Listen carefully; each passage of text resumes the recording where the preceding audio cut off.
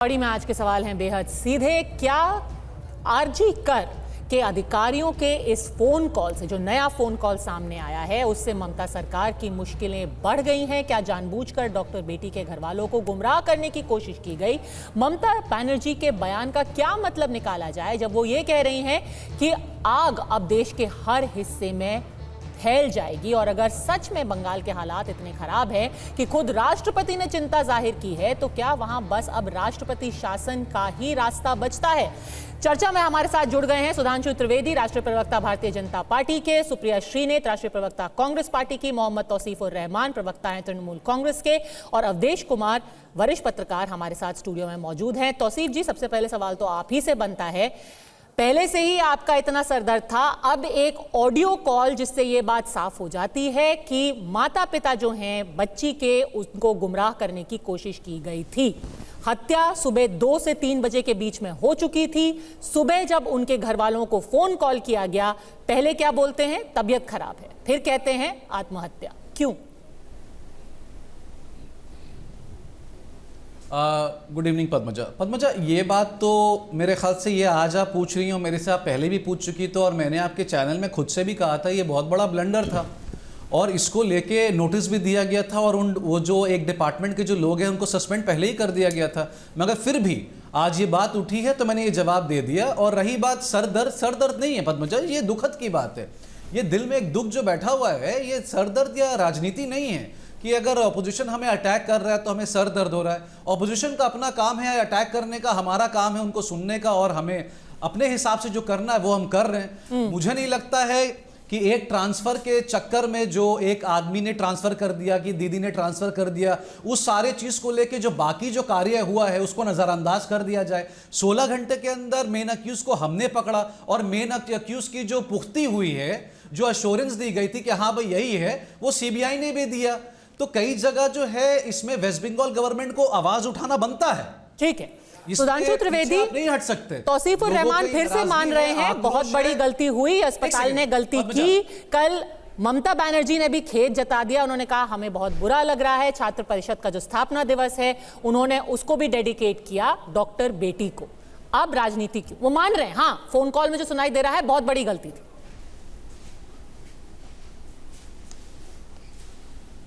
देखिए, मैं एक बात स्पष्ट करना चाहूंगा, आरोप प्रत्यारोप और आक्षेप का विषय ये नहीं है कि हम ये कहें कि हमारे शासित राज्य में ये नहीं हो सकता और किसी के शासित राज्य में ही हो सकता है।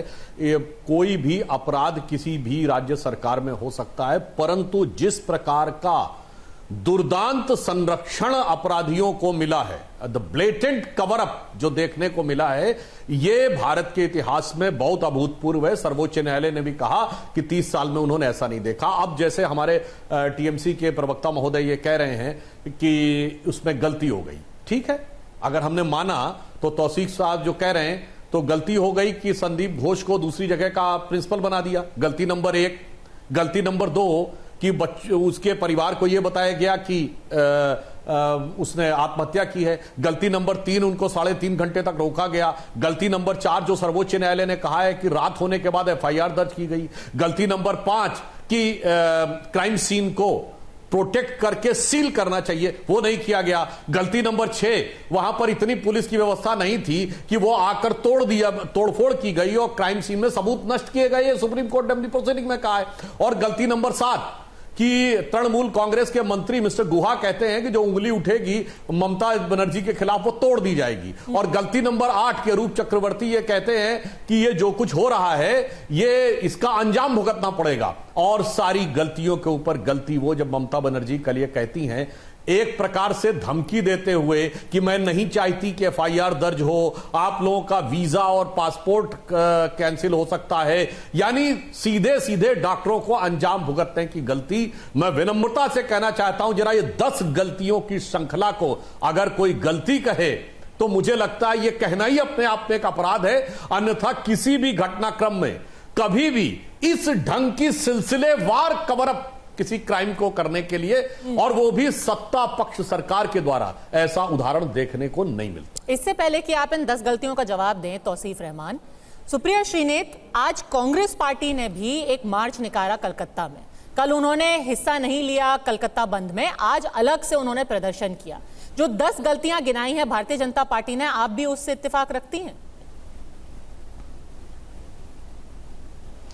मैं सबसे पहले तो आपके दर्शकों को प्रणाम करने के साथ एक बात कहना चाहती हूं कि आज के प्रदर्शन में डॉक्टर भी सम्मिलित थे और कांग्रेस ने भी निकाला।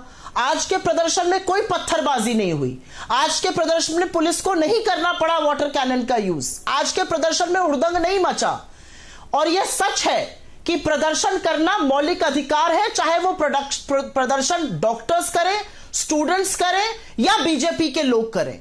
तो मैं इस बात की भर्त्सना करती हूं कि 2-3 दिन पहले जब प्रदर्शन हुआ था तो वहां पर पुलिस ने बल का प्रयोग किया था, लेकिन मैं उसी वाक्पटुता में मैं ये भी बोलना चाहती हूं कि पुलिस के बल प्रयोग को हम सबने देखा और उसकी घोर निंदा करती हूं मैं। नहीं हो सकता वो किसी लोकतंत्र में। लेकिन उसी के बाद हमने देखा कि लोग पत्थरबाजी कर रहे थे, ईंटें फेंक रहे थे। अब लोग गिरफ्तार हुए हैं, सुभात्रा दास और रिंकू सिंह के नाम के लोग, जिन्होंने कोलकाता पुलिस के लोगों की पसलियां और आंखें तोड़ दी। वहां पे रक्त रंजन और खूना खच्चर हो गया। एक व्यक्ति जो अपने आप को साधु बता रहा था, प्रवीर दास, वो बीजेपी का कार्यकर्ता निकल रहा है।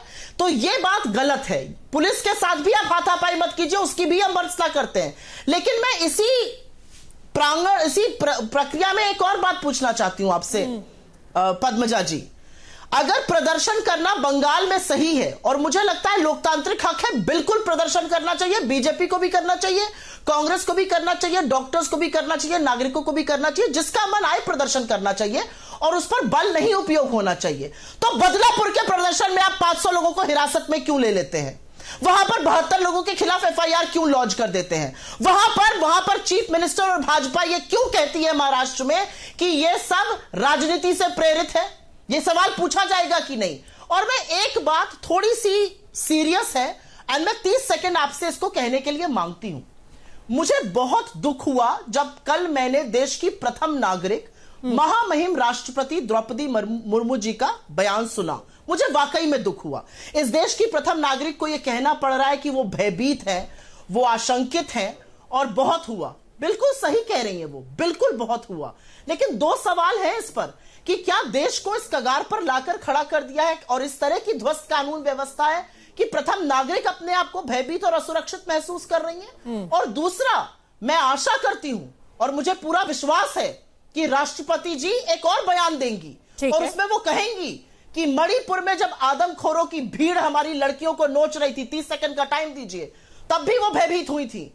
जब आज फर्रुखाबाद में लाशें लटकी और पिता कह रहा है कि उनको आनन फानन में क्रियाकर्म करने के लिए मजबूर किया जा रहा है, तब भी उनको भयभीत होना चाहिए। उनको बदलापुर पर भी भयभीत होना चाहिए। उनको हमारी खिलाड़ी बेटियों को सड़कों पर रौंदते देखकर भी भयभीत होना चाहिए। ये तेरा रेप वर्सेस मेरा रेप की राजनीति और हर चीज को राजनीतिक चश्मे से देखना इस देश को, राजनेताओं को और संविधान पर बैठे, पद पर बैठे लोगों को बंद करना पड़ेगा।